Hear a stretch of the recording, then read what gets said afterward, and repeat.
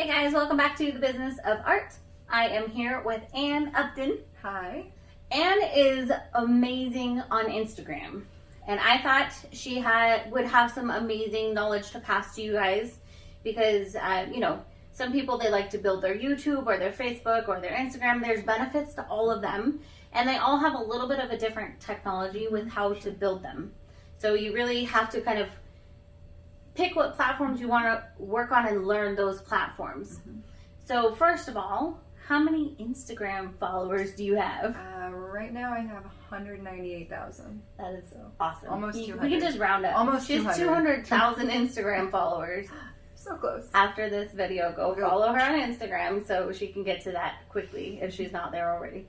And you do various types of art, correct? I do. I mean, I would say resin is what I started with and really is what built my business on Instagram. But in the last year, I've transitioned to more traditional painting with brushes. And so I do oil and acrylic paintings now. But resin is what kind of took off my art career. Cool. And how long have you been working on your Instagram? Actually, I had my 4-year Instagram anniversary this last week, so 4 years. Having my 4-year YouTube anniversary tomorrow. Oh, we should celebrate. Right? I want to I like to be like, okay, these are the actions that you did. Mm-hmm. And of course, it's not like if everyone does those exact same actions, they'll get the exact same results, but it should at least give people an idea of how to get there. Mm-hmm. So is there a point you would say, like, I really started working on it at this point, or have you been really active on the whole 4 years? So I started my Instagram kind of just out of, I didn't want to make all of my family and friends on Facebook mad by posting art. So when I started from zero, created a new account, and I very casually posted art. So I just would post a picture, post a terrible caption and terrible hashtags, and let it go. And it probably was a month in, and I quite honestly got really lucky and had a video go viral. Once that happened, I realized very quickly that there was things I could do to make that happen again, and it really taught me what I needed to focus in on, and it started making me curate my content more towards growth, and as opposed to what the first month was, which was just for fun. So I grew to 100,000 followers within my first 12 months. Wow. Yeah, so I grew really, really fast. That's impressive. Okay, so how often do you post, and what types? I know Instagram changes. Yeah, so let's I guess go into like right now. So right now, that is really good to say because it does change. Because if you asked me a year ago, I would say I posted twice a day, every single day. Because I think before it was, the algorithm really focused on quantity and not quality. So it was the more you put out, the more response you got. Whereas now, it's a much more curated amount of content. So I only post once a day, and I usually take 1 day off a week. Okay. But of those 6, maybe 7 posts, at least 5 of them are videos. And by videos, I would say now that Reels has come out, almost all of those are Reels. And I usually will do 1 IGTV thrown in there. So Reels are like a 15-second. So Reels are a 15-second max video that is really kind of meant to just really quickly capture the attention span of the audience. For me, my best Reels are time lapses of my art. So I'll record it in hyperspeed, and then I'll put a caption. I'll include my materials, and then I will then in that post direct them some way in some direction to monetize it. So if I'm painting a picture that's a commission, I will say head to my Etsy to book a commission. Okay. If it's for sale, I'll say this piece is available, comment or DM to purchase it. So I know that Reels and my posts are my way to sell. So I always make sure that I have a reason for each of those posts. So it's not just I'm posting a video just because it's a cool video. I find a way to connect it to some kind of monetization tool. That's smart. And then the IGTV are more full length or longer, yes, right? So IGTV are over a minute, max of 10 minutes. And now Instagram just released the monetization on IGTV itself, where you can run ads on your IGTV. So you can direct them somewhere like Etsy or your shop or whatever, but then you also can monetize with ads on IGTV. Cool. But for me personally, IGTV is really kind of not my bread and butter, and I prefer to stick to Reels. All right, so we're going to go into, I think, I would love to know your top tips for growing your Instagram as quickly as possible, but then don't go anywhere, because next I'm going to ask you about brand deals. Okay. Because brand deals are huge, and this one has it pretty mapped out, so you're going to want to listen to her advice on that. Okay, so first, what are your top tips for growing your Instagram? So, growing your Instagram, I think you have to look at so I refer to kind of like my Instagram as my brand. So what I put up on Instagram, I have a clear idea of what I want my brand and my feel to be. Okay. So it doesn't necessarily mean it's all parts of your art. So I think for me, and a way to grow is focus on one aspect. Like, let's say for me, what started it was resin beaches. And I did resin beaches all day, every day, and I was the best at it, or at least that was the best thing I could do. Like, it was my best work. And so I posted it often. I posted variations of it.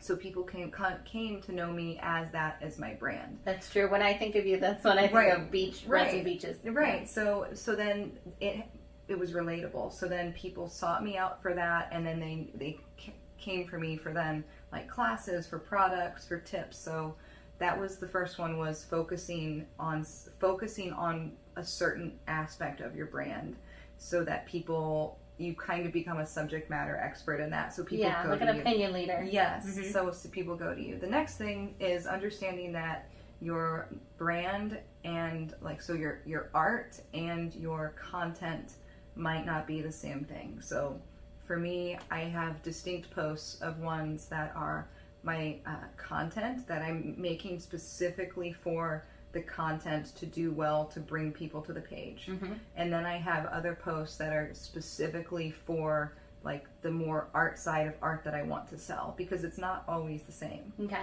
So that kind of goes into how to grow.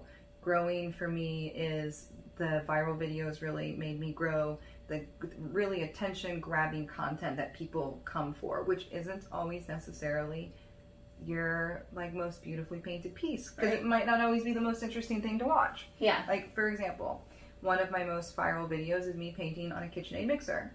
I think it's gotten 40-50 million views over all my platforms. It's not what I do for a living. I don't paint KitchenAids.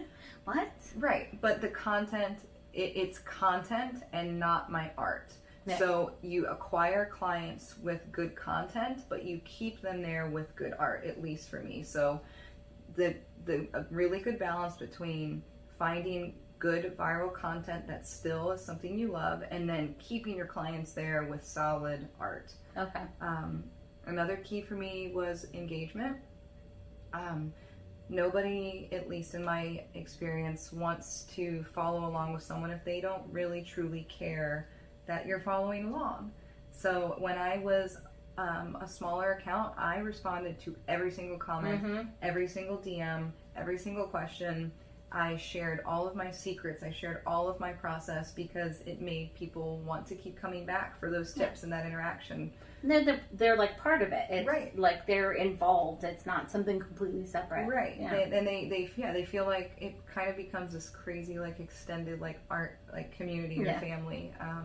So viral content, a specific point of view with your brand, engagement, and then consistency. I mean, consistently posting, that's a huge thing. If people if people get used to seeing you, they'll come back every single day looking for that new content. And then probably the last thing for growth would be the use of stories on Instagram. Okay. So my main feed is my more curated art. The stories are things that aren't necessarily art related, that are still aspects of my life. So I'll share a little bit less formal things on my stories. So I'll share behind the scenes looks. I'll share sneak peeks of what I'm working on. I'll share family stuff. I'll share... Did you say gardening or cooking tips, recipes or something? Yeah, other aspects of my creativity. And that's where you really engage with your clients. You say what do you want to see more of? And it's really important to engage them in your stories, because if they're engaged in your stories, then they will come back and circle back to your main content on your posts. That's awesome. Hopefully those tips help you guys. One of the things I previously always wondered was like, okay, how does someone really make money on Instagram? When you talk about influencers, those people aren't necessarily going, I make a bunch of money from ad revenue. Right. It's a lot of brand deals. And that's why it's so important to stick to your brand on your Instagram so that they know that their product fits with your brand. Exactly. So you don't have to get into any details with like the actual, I get paid this much for this or whatever.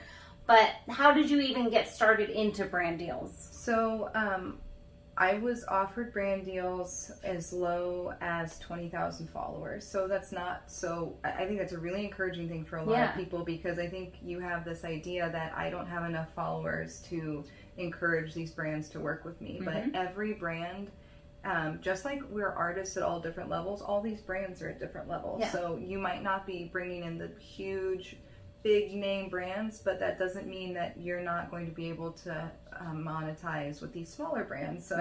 So the way it started initially is just brands would reach out to me and I would decide if it was a good fit. And just like you said, like, you've got to kind of focus on your brand so the brands know what to expect from you. You have to do the same thing and make sure that you're not just saying yes to something because you want to financially cash in on it, but that you don't alienate. It's gotta fit. You don't alienate your core audience. Another way, especially if you're a smaller account looking for some deals, don't be afraid to reach out to companies. Some of the first partnerships I did were trade deals, so they weren't paid brand deals. They were where I would work for a company and I would say, I will advertise your product. And when I say advertise, I don't mean like, here, drink, like Starbucks. It would be, they would send me product. Starbucks is going to have to pay me for this now. Okay, go. They pay me in coffee. Where they would send me product and I would try it, and then I would share a reel or a video or a post of me using it, and I would not do a sponsored post, but I would just mention that I was using the product. And then in exchange, they would then have the ability to use that on their website or on their side. So those smaller deals, which at the beginning just helped me cover costs for art supplies, then turned into bigger deals like craft stores or, bigger companies looking at me, and then instead of doing trades, they would actually pay me for my time to share the brand or to create a campaign for them. But it all starts with these little niche deals.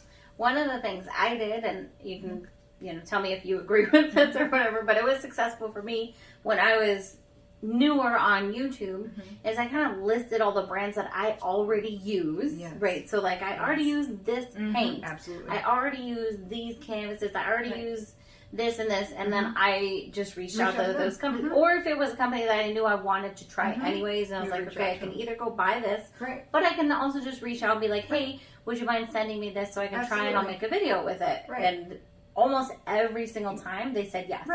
I think there's probably a fear of rejection, and that's one of the biggest things you've got to get over when you're reaching out to brands, because you will get turned down, but you will also have so many people say yes, because you might not think that you have an added benefit, but you do. Regardless of the size of your account, you do have an added benefit to whoever it is that you're working with.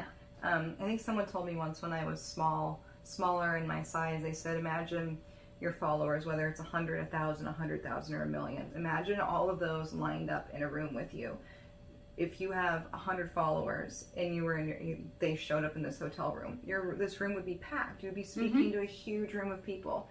And just kind of imagine your following like that it's not just this number on the screen, but if they were physically there, even if it's 100 people, that is a ton of people that are there for you. And that matters to brands because all those people come along with you. Yep, I agree.